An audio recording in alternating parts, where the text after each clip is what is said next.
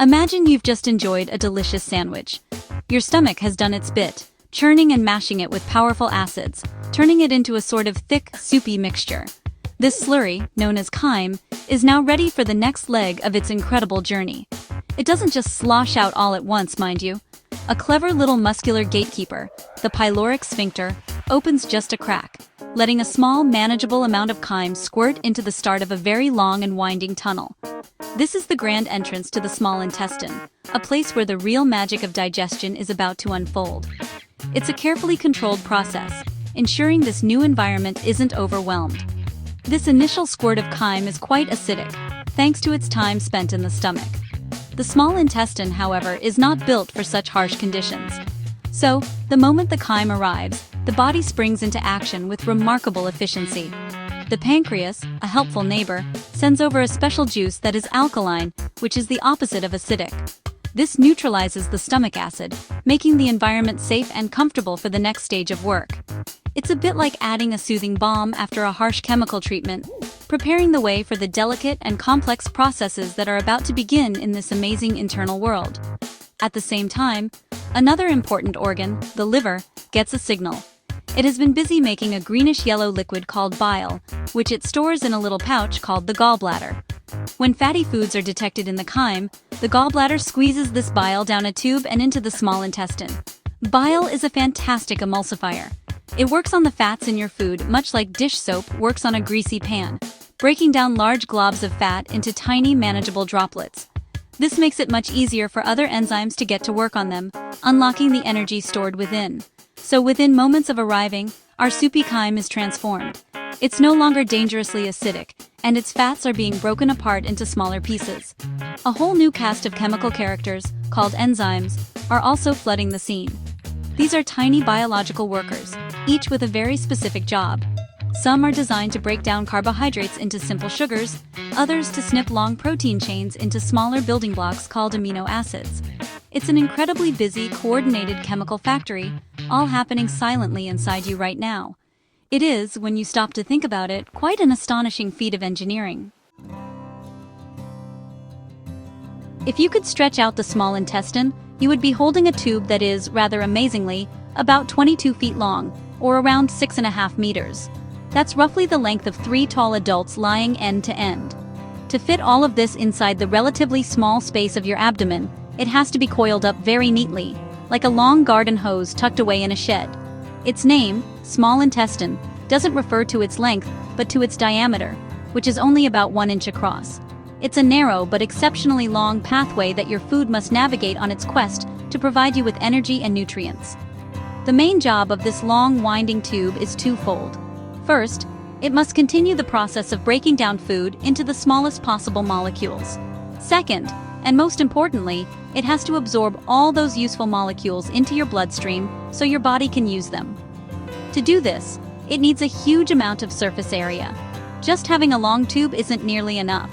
The inside of the small intestine isn't smooth like a water pipe. Instead, its inner wall is covered in millions of tiny, finger-like folds and projections. This clever design dramatically increases the available space for absorption. Imagine trying to dry a large, wet towel. If you just leave it in a crumpled ball, it will take forever to dry. But if you spread it out, exposing as much of its surface to the air as possible, it dries quickly. The small intestine uses the same principle. The inner walls are first thrown into large circular folds, a bit like a scrunched-up sleeve. These folds are permanent and don't flatten out, even when the intestine is full. This is the first of 3 brilliant strategies the body uses to maximize the internal surface area, ensuring not a single useful nutrient goes to waste. On top of these large folds, the entire surface is carpeted with millions of tiny, finger-like projections called villi. Each villus is only about 1 millimeter long, but together they give the inner lining a wonderfully soft, velvety texture. And the marvel doesn't stop there. If you were to look at a single villus under an even more powerful microscope, you would see that its surface is covered in even smaller projections, called microvilli. This creates a brush border that multiplies the surface area to an absolutely staggering degree. The total area for absorption inside your small intestine is about the size of a tennis court. The 22-foot-long journey through the small intestine is not uniform. It's divided into 3 distinct sections, each with its own special role to play. The first part, immediately after the stomach, is called the duodenum. It is the shortest section, only about 10 inches long, forming a C shape that cradles the head of the pancreas. Despite its short length, the duodenum is arguably the busiest part of the whole operation. This is the main mixing bowl where the acidic chyme is neutralized and combined with bile from the liver and a cocktail of powerful digestive enzymes from the pancreas. This is where the heavy-duty chemical breakdown happens. The enzymes that flood into the duodenum are specialists. Amylase gets to work on carbohydrates, breaking them down into sugars. Trypsin and other proteases tackle the proteins, snipping them into amino acids. And lipase, with the help of the bile that has broken up the fats, begins to dismantle those fats into fatty acids and glycerol. The duodenum is a flurry of activity, a chemical processing plant working at full tilt to turn your sandwich into molecules small enough for your body to absorb and use. It's a short but absolutely critical stage of the journey. Once the food mixture leaves the duodenum, it enters the second and longest section, the jejunum. This middle part is about 8 feet long.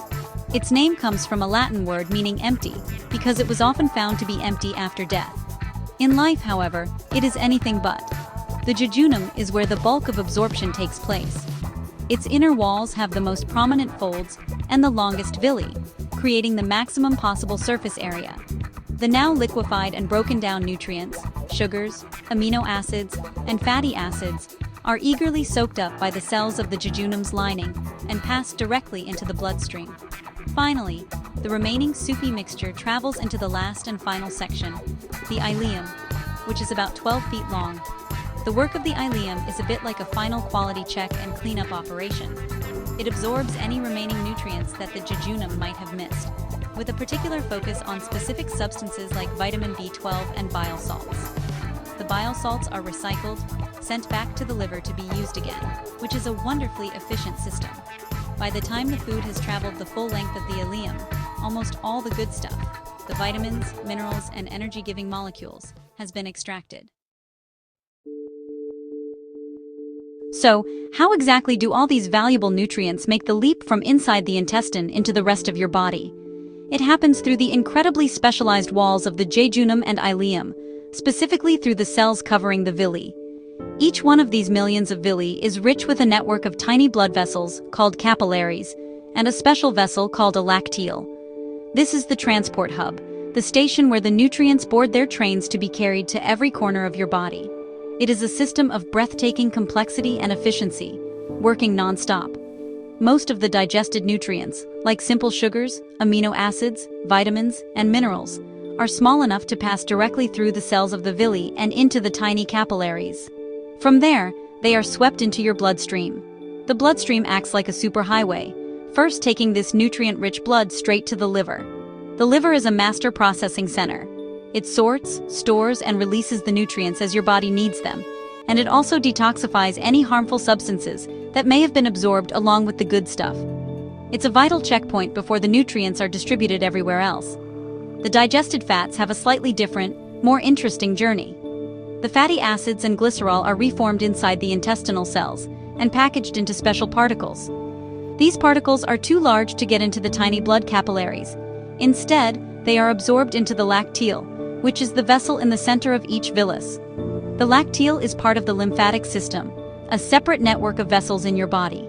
This system eventually drains its contents into the bloodstream near the heart, so the fats get to bypass the liver on their first pass, taking a more scenic route to their destination.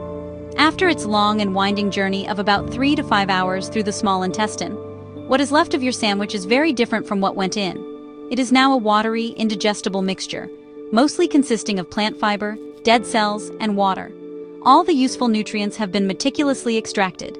This leftover material passes from the end of the ileum through another valve, the ileocecal valve, and into the final major organ of the digestive system, the large intestine.